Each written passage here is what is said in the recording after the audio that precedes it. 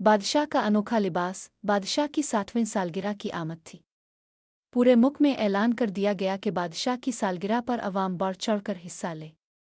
बादशाह ने अपनी सालगिरह पर यह ऐलान कराया कि उनके लिए ऐसी शानदार पोशाक तैयार हो जैसी किसी ने आज तक इस्तेमाल ना की हो।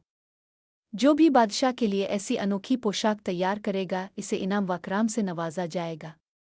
चंद उजूला है कि 3 ज़हीन लड़के थे जो बादशाह के मजालिम से तंग थे। ये तीनों बादशाह के दरबार में हाजिर हुए और बादशाह से कहने लगे, हम आपके लिए ऐसा लिबास तैयार करेंगे जो आज तक बड़े बड़े बादशाहों को नसीब ना हुआ होगा, लेकिन हमारी एक अर्ज़मंद है कि अनोखा लिबास देखकर हर कोई अश कर उठेगा, लेकिन झूठे, बेईमान और फरेबी शख्स को ये लिबास नज़र नहीं आएगा। अलबत्ता अखराजात बहुत ज़्यादा होंगे, क्योंकि कपड़ा सोने की तारों से तैयार होगा और लिबास पर हीरे जवाहरात से काम होगा।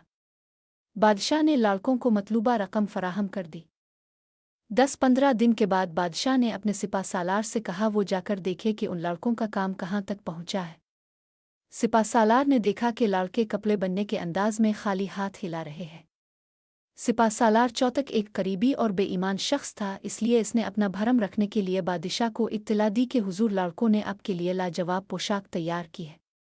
3-4 दिन बाद झूठे और बेईमान वजीर ने भी बादशाह को यही रिपोर्ट दी। बादशाह बहुत खुश था कि कल शाम जब वो पोशाक पहनकर दरबारियों के साथ गश्त करेगा तो लोग इसे मुबारकबाद देंगे।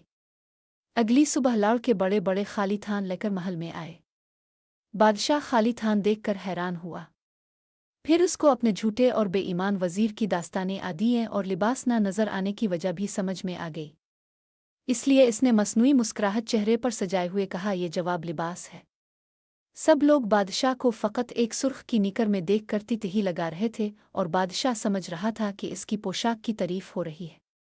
अचानक बादशाह को एक बच्चे की आवाज़ आई जो अपने बाप से पूछ रहा था, अबू बादशाह सलामत सिर्फ एक निकर पहन